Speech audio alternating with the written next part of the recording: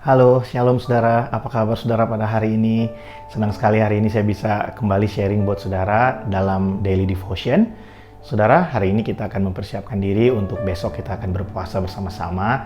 Nah, hari ini saya ingin meneruskan apa yang kemarin saya sharing buat setiap kita, masih mengenai kebenaran yang memerdekakan setiap kita di dalam Tuhan. Mari sebelum kita mendengarkan firman Tuhan, sama-sama kita datang berdoa di hadapan Tuhan. Kami bersyukur Tuhan buat hari ini, terima kasih buat kebaikan Tuhan, anugerah Tuhan dalam hidup kami. Kami menikmati kasih setia-Mu yang berlimpah dalam hidup kami. Tuhan, saat ini kami akan buka hati untuk kebenaran firman-Mu. Mari Allah Roh Kudus mengurapi setiap kami, memberkati kami Tuhan, supaya kami bisa mengerti Engkau dan kebenaran yang kami dengarkan, memerdekakan setiap kami. Singkapkan semua yang tersembunyi Tuhan, ubahkan kehidupan kami. Dalam nama Yesus kami berdoa. Amin. Saudara, kemarin kita belajar dari Yohanes pasal yang ke-8, bagaimana Yesus berkata, dan kamu akan mengetahui kebenaran, dan kebenaran akan memerdekakan kamu. Nah, mari kita akan teruskan di ayat yang ke-33 sampai dengan ayat yang 36. Di sana firman Tuhan berkata seperti ini. Jawab mereka, kami adalah keturunan Abraham, dan tidak pernah menjadi hamba siapapun. Bagaimana engkau dapat berkata, kamu akan merdeka? Kata Yesus kepada mereka, aku berkata kepadamu, sesungguhnya setiap orang yang berbuat dosa adalah hamba dosa, dan hamba tidak tetap tinggal di rumah, tetapi anak tetap tinggal di rumah. Jadi apabila anak itu, perhatikan ayat yang ke-36, kata anak di situ pakai huruf besar, ini mengacu kepada Yesus Kristus. Jadi apabila anak itu memerdekakan kamu, kamu pun benar-benar merdeka. Nah, saudara, ada satu keadaan yang sangat berbahaya buat setiap kita, dan kayaknya setiap orang mengalami hal ini, saudara, sebelum mereka berjumpa secara pribadi dengan Tuhan. Ada banyak dari kita yang tidak menyadari bahwa kita ini sebelum mengenal kebenaran sebenarnya adalah hamba dari dosa. Nah, Yesus berkata pada orang Yahudi yang ada pada saat itu berkumpul mendengarkan pengajarannya. Dia berkata, kalau kamu tetap tinggal di dalam firman-Ku, kamu akan mengetahui kebenaran, dan kebenaran akan memerdekakan setiap kamu. Kita hanya bisa merdeka ketika kita mengenal kebenaran. Kebenaran itu bukan objek untuk dipelajari, tapi kebenaran adalah pribadi untuk kita kenali, untuk kita berhubungan dengan Dia setiap hari. Itulah pribadi Allah dalam Yesus Kristus Tuhan. Dialah kebenaran. Yohanes 1 ayat 1 berkata, pada mulanya adalah firman, dan firman itu bersama-sama dengan Allah, dan firman itu adalah Allah sendiri. Jadi Yesus adalah sang firman, dialah sang kebenaran yang harus kita kenali, yang harus kita bangun hubungan dengan Dia setiap hari. Nah, ketika kita memiliki hubungan dan pengenalan akan Tuhan, maka pengenalan akan Tuhan itu yang akan memerdekakan setiap kita. Sebelum kita benar-benar berjumpa dengan Dia, sebelum kita mengenal Dia, kita tidak akan pernah bisa merdeka dalam kehidupan kita. Nah, ada banyak orang yang mengalami permasalahan yang sama dengan yang orang-orang yang mendengarkan Yesus pada ayat-ayat yang kita baca tadi. Mereka berkata, kami ini keturunan Abraham, kami tidak pernah jadi hamba siapapun. Bagaimana kami bisa merdeka kalau kami tidak pernah dijajah? Nah, saudara, Yesus berkata pada saat itu, dia bilang begini, aku berkata kepadamu, setiap orang yang berbuat dosa adalah hamba dosa. Nah, saya ingin bagikan ini buat saudara, bahwa setiap kita, saya dan saudara, kita sebelum mengenal kebenaran, kita adalah hamba-hamba dosa. Kenapa? Karena kita tersesat di dalam kehidupan ini. Kita tidak tahu mana yang benar. Kita kerinduan dalam hati kita ingin melakukan apa yang benar, tapi tubuh kita tidak punya kemampuan untuk melakukan apa yang berkenan di hadapan Allah, karena tubuh kita ini adalah budak dari dosa, diperhamba oleh dosa. Tapi ketika kita mengenal kebenaran, ketika kita mengenal sang firman itu, maka ada satu kemampuan yang diberikan buat kita untuk kita melakukan kehendaknya, untuk kita melakukan kehendak Bapa. Nah, kekuatan itu datang ketika kita mengenal Dia, ketika kita melihat figur Allah dalam kehidupan kita. Kita melihat bagaimana Dia mati buat setiap kita. Perhatikan yang Yesus katakan, setiap orang yang berbuat dosa adalah hamba dosa. Mungkin kita nggak sadar kalau kita sedang diperbudak.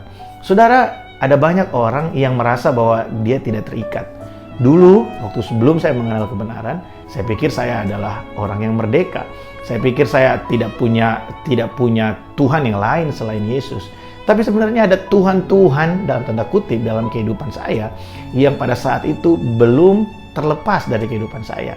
Ada yang namanya Tuhan ketamakan, ada yang namanya Tuhan keegoisan, ada yang namanya Tuhan penyembahan hobi saya, ada yang namanya Tuhan pornografi dalam kehidupan saya. Dan ketika mengenal kebenaran, saya melihat figur Allah yang sempurna dalam kehidupan saya. Bagaimana Yesus adalah bentuk dari kasih Allah yang menerima saya apa adanya. Dia menebus saya dari setiap dosa, dia menebus saya dari setiap pelanggaran, dia membebaskan saya sehingga saya mengerti bahwa saya ada di dunia bukan untuk melayani Tuhan yang lain, tapi untuk melayani Bapa di sorga, untuk melayani Tuhan Yesus Kristus. Nah saudara, ada banyak orang yang merasa tidak terikat, tapi sebenarnya hidup dalam kepura-puraan, hidup dalam kemunafikan, terikat oleh emosi, terikat oleh perasaan. Ada banyak orang yang diperhamba oleh perasaannya sehingga dia nggak bisa kontrol perasaannya. Dia nggak bisa kontrol ketika emosinya ingin menangis, emosinya ingin marah, dia ingin membentak, memaki dan lain sebagainya. Sebenarnya itu adalah bentuk dari sebuah perhambaan, saudara. Karena di dalam Yesus Kristus Tuhan, hati dan pikiran kita harus melayani Dia, melakukan apa yang benar dan berkenan di hadapannya. Ketika kita mengenal kebenaran, maka kita akan menjadi orang merdeka. Kehidupan kita bukan diatur oleh perasaan kita. Perhatikan, kehidupan kita tidak diatur oleh perasaan kita. Kehidupan kita tidak diatur oleh apa yang ada di dalam hati dan pikiran kita, tapi kehidupan kita itu didrive oleh kebenaran firman Allah. Karena firman itu kebenaran yang menerangi jalan kita, memberikan kita cara hidup yang baru, mengajari kita apa yang harus kita lakukan. Bukan berarti kita jadi orang yang tidak punya perasaan, tapi perasaan dan pikiran yang memuliakan Tuhan itu yang keluar dari kehidupan kita. Bukan perasaan yang memperhamba kita, membuat kita menjadi orang yang gampang tersinggung, gampang marah, sangat sensitif dengan keadaan, suka merasa bahwa kita ini adalah korban, kita ditinggalkan, kita tidak berharga. Itu adalah bentuk perhambaan yang banyak orang percaya tidak pernah menyadarinya. Nah, hari ini saya ingin kasih tahu saudara, kebenaran itu memerdekakan saudara. Kemerdekaan itu melepaskan saudara dari setiap perasaan-perasaan, perbudakan terhadap perasaan, perbudakan di dalam pikiran, dan perbudakan di dalam perlakuan-perlakuan kita setiap hari. Kita di dalam Tuhan adalah orang merdeka. Saudara, bagaimana caranya saya bisa melihat, saya bisa merdeka dari banyak hal dalam kehidupan saya? Ketika saya melihat dan mengenal bahwa tidak ada Allah, tidak ada pribadi yang mengasihi saya dan menerima saya seperti Tuhan. Saya tidak mungkin bisa menerima kelemahan-kelemahan saya kalau saya tidak melihat Tuhan yang terlebih dahulu menerima saya. Ketika saya tahu saya benar-benar dikasihi, saya benar-benar diterima apa adanya. Saya tahu kebenarannya berkata bahwa saya ini biji matanya, saya ini adalah milik kepunyaannya, saya ini adalah orang yang berharga di hadapannya. Dia mati buat saya, dia tinggal di dalam saya yang berdosa ini. Itu akhirnya membuka mata saya, memberikan saya pengertian bahwa saya nggak perlu lagi menjadi seperti orang lain. Saya nggak perlu lagi diperhamba oleh perasaan dan pikiran-pikiran yang tidak mempermuliakan Tuhan. Saya harus melayani Tuhan karena semua itu sia-sia. Sebenarnya saya harus menggunakan perasaan dan pikiran saya untuk melayani Dia. Dengan apa? Dengan mengasihi Dia sungguh-sungguh, yang ditunjukkan dengan mengasihi jiwa-jiwa, mengasihi orang lain, menerima orang lain, menerima kelemahan orang lain. Karena saya terlebih dahulu menerima kasih yang demikian, yang menerima saya apa adanya. Nah saudara, biar setiap kita menjadi orang merdeka.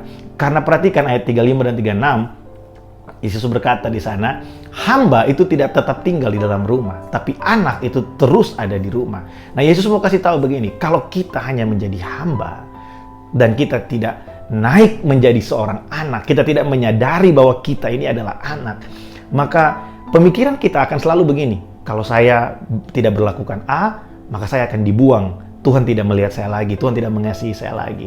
Nah Tuhan mau kasih tahu buat kita begini. Yohanes pasal yang pertama ayat yang ke-12 bilang, kamu setiap orang yang percaya menerima kuasa menjadi anak-anak Allah.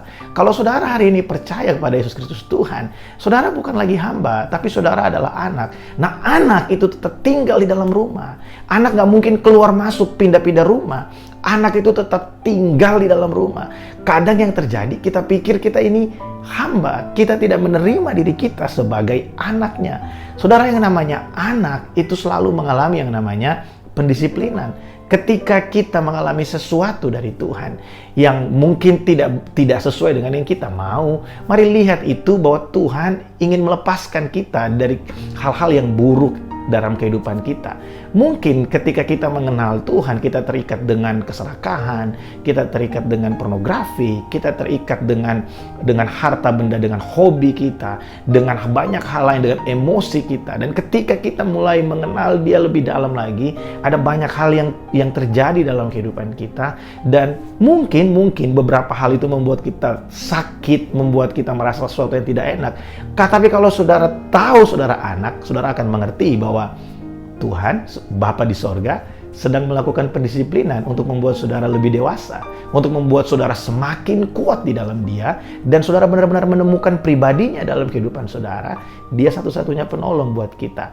Nah, hamba itu tidak tetap tinggal di rumah, tapi anak itu tetap ada di rumah. Ayat yang ke-36 dia bilang begini, dan kalau anak itu, huruf besar, yaitu Yesus Kristus, memerdekakan kamu, maka kamu benar-benar merdeka. Saudara masih ingat Roma pasal yang ke-8, ayat 28 sampai ayat 29? Saya tidak ingin bahas bahwa Allah turut bekerja, tapi ini ayat 29 bilang begini, sebab kita ini yang ditentukannya dari semula, kita ini dipilihnya dari semula untuk menjadi serupa dengan Dia, serupa dengan gambaran anaknya, yaitu Yesus Kristus, supaya Yesus Kristus menjadi yang sulung dari banyak saudara.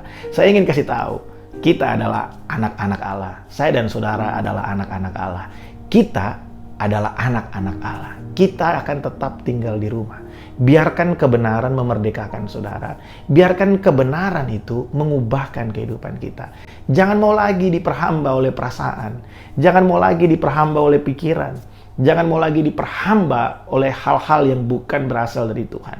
Tapi jadikan Tuhan satu-satunya Raja dalam kehidupan kita yang harus kita layani. Mari layani Tuhan dengan perasaan saudara. Layani Tuhan dengan emosi saudara. Layani Tuhan dengan pikiran saudara. Layani Tuhan dengan seluruh kehidupanmu. Bukan kita pakai untuk melakukan hal-hal yang lain. Tapi mari layani Tuhan dengan semua yang ada dalam kehidupanmu. Karena Dia layak menerima semuanya. Dan kita ini anak. Kita akan tetap tinggal di rumah.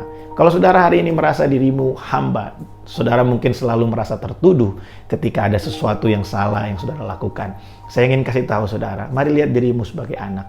Bapa di dunia yang jahat sekalipun, ya, Bapa di dunia yang jahat sekalipun, itu tidak akan pernah bisa kehilangan statusnya sebagai seorang ayah. Anak yang nakal sekalipun tidak akan pernah kehilangan statusnya sebagai anak. Dia bisa dicoret dari kartu keluarga, tapi tetap DNA itu tetap ada. Nah, saya dan saudara adalah anak-anak dari Bapa di sorga. Mungkin hari ini kita sedang jauh. Kita pikir kita tertolak, kita pikir kita tidak diterima. Tapi dengarkan baik saudara. Saya pernah mengalami penolakan yang luar biasa ketika saya menyadari bahwa saya berbeda dari yang lain secara fisik dan banyak kelemahan yang saya punya. Tapi ketika saya mengerti saya adalah anak dari Bapa di sorga, saya benar-benar melihat bahwa Tuhan itu sempurna menciptakan saya, membentuk saya luar biasa. Nah, hari ini saya ingin kasih tahu saudara, kalau saudara merasa jauh hari ini, mari lihat diri saudara itu anak. Saudara adalah anak dari Bapa di sorga. Saudara bukan hamba, tapi saudara adalah anak dari Bapa di sorga. Mari kembali kepada Bapa dan terima kasih yang luar biasa yang menerima saudara apa adanya. Saudara, tidak ada pribadi lain yang bisa menerima kita seperti Tuhan menerima kita. Tidak ada kasih yang lebih besar dari kasih Bapa yang bisa menerima saya dan saudara. Izinkan kasih itu memerdekakan kita. Izinkan kasih itu mengubahkan kita. Izinkan kebenaran itu membuat kita benar-benar mengalami Dia dan mengenal Dia lebih dalam dan lebih dalam lagi, sehingga kita menjadi semakin serupa dan segambar dengan Dia. Tuhan Yesus memberkati. Saudara, mari siapkan hati kita untuk berpuasa bersama-sama esok hari. Saya mendorong setiap kita untuk mari kita merendahkan diri bersama-sama, beribadah, memberikan diri kita untuk melayani Dia dengan berpuasa esok hari. Tuhan Yesus memberkati setiap kita. God bless you all.